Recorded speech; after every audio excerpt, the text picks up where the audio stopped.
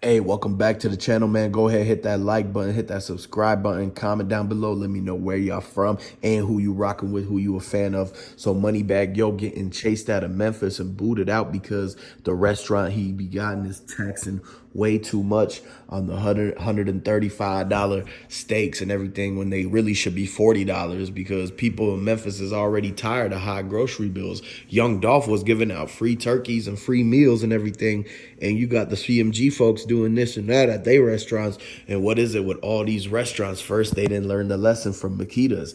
After that, you can't even go to no restaurants, no more shops or nothing like that. And then the second thing is that the Privé restaurant already has something happen to it. So why is the 42 Catch playing with tax in Memphis like that when they already know that things be happening at restaurants like that? And so the other thing is that it's a whole lot of people going on talking about black youngsters gonna go pull up to the restaurant and eat there with the new crew that he created because basically they all left CMG now. That's why Moneybagg Yo started the restaurant, is because they all had to leave CMG and sell it for 22 million times 5.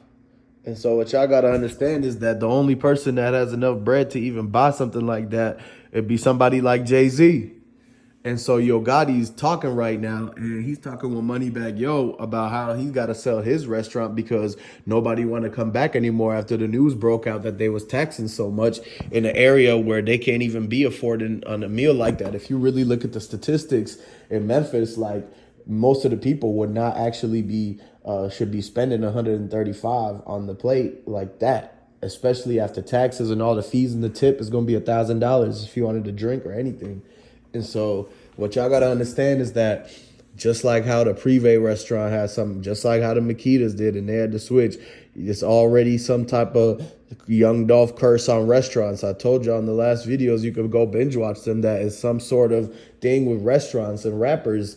Just like how the PNB Rock happened and the countless so many others, even Lil TJ got hit up at the Chipotle. So there's no reason that rappers should be anywhere near restaurants right now. It's real facts and real talks. And I want y'all to comment down below and let me know, does this make sense? Because of the fact that it's a connection between why every time something happened between a rapper and a restaurant, go look at it. Dolph walk into the cookie shop, and then the fact that Yo Gotti had the Privé going on for so long, and then his cousins get hit up in that, and then now you got the whole thing with Moneybagg Yo. He tried to open up a new one, and then now he taxing and people telling him that he has to shut it down or they're not going or that they have to change it into something different. Like they might have to sell it and everything like that. So I told y'all that there's some sort of something like Young Dolph is looking down, and with the whole restaurant situation, it's a certain type of aura around it that they shouldn't even be messing with it. First, they should have never messed with Young Dolph in that restaurant. Whatever they did inside the Ruth Chris, the cookie shop, the Benihana's, the Privé, the Catch 42, the Blue 42, anything like that, man, y'all gotta understand that it's all something that went wrong. And so now all the stuff that's happened in the CMG inside the restaurants is karma. It's karma coming back. It's the only explainable thing behind all this, because you got to understand that the feds is trying to figure out what's up with all these restaurants. Why is Moneybagg Yo and then why is Yo Gotti at this restaurant? And they trying to connect the dots between what's really going on behind scenes at these restaurants to cause all these things happening, just like how Dolph got hit up and Yo Gotti's cousin got hit up. And they thought it was but then they thought it was some type of retaliation. But then they figured out, hold on, why did all these things end up happening either at restaurants, cookie shops, or something like that?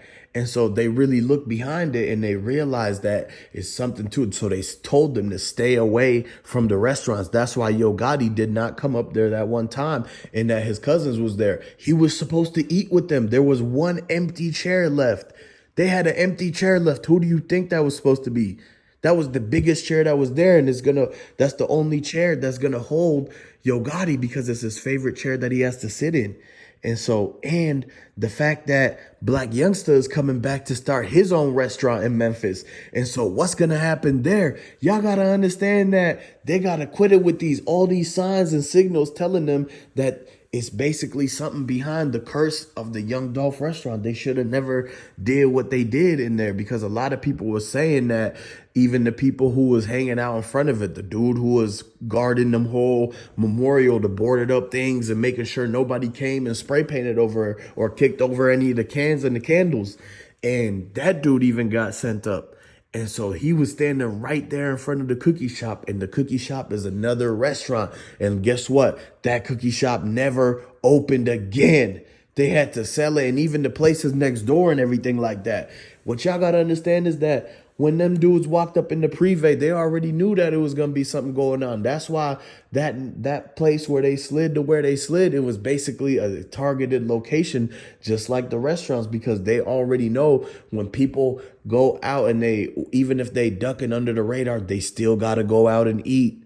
Just like how BTB Savage got found at a restaurant when he got followed because he was ducked off and hiding and everything like that after that interview. But the mistake he made is he still exposed that he was going to be in Houston, and he went out and still, instead of getting the order delivered, he went out and got the carry out. And that's when they caught him in the whip coming back, because there's people already looking for him and everything like that. And so when it was the people looking for Yo Gotti and anybody from CMG, they seen all of his crew go inside that privé restaurant, and they were already watching them. That's when they knew they had to slide, because that one chair was left open and they knew who was coming to sit down there. And not only that, but the fact that Dolph never owned restaurants like that. That's why he did the turkey drive giveaways, because he knows about the fact that he could be a sitting duck waiting at the restaurant, or somebody's going to catch him up there or something like that. And so that was always in the back of people's mind. And so everybody knows that Key Glock and them, they wanted to start a restaurant, and somebody told them no. Daddy-O told them no, because he knows that they was looking at people who was going to be coming in. That's why they already target the restaurants. That why you think Makitas got ran through and the people came through that side door and hit the register. That was supposed to be 2 weeks before. That's what made them get the 4K cameras.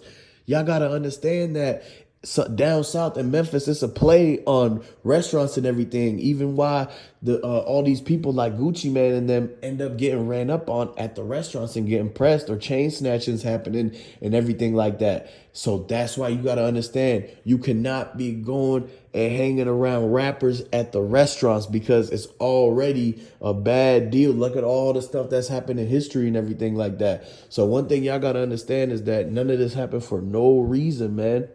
And even Big Moochie Grape was talking in that interview and basically was itching and tweaking, because he said as soon as they came back, they were supposed to do that music video at the cookie shop. And then that's when they knew, oh, anytime somebody's going to there, that's why Snoop Bands didn't want to pull up at the cookie shop either, because he knew the situation was going on. He knew that somebody was supposed to get set up at the restaurant. And so that once that word got around, people stopped, either people started opening up restaurants who had ops, or they stopped going to them who was trying to make sure that they don't get caught up in nothing. And so when you really look at it, some people knew. That's why they knew where Dolph was going to end up going. And that's how they knew where Yo Gotti cousin and them was going to end up going, because people be telling and be actually talking around and listening in onto things and eavesdropping, and the word be getting around fast, like it's pillow talking going on, because there's a lot of people who play both sides. Don't forget about how Glorilla switched from PRE taking a picture with Dolph in the gym to actually signing to Yo Gotti and them on the private plane and accepting the Ace of Spade bottle from him that came directly from Jay-Z's fridge. So what y'all got to understand is that basically it's all these people who switching sides and everything like that. And OG Bangwain is running around basically making sure that Big Moochie Grape don't slip up again, or don't speak on anything about the whole thing. And because they already told him about that.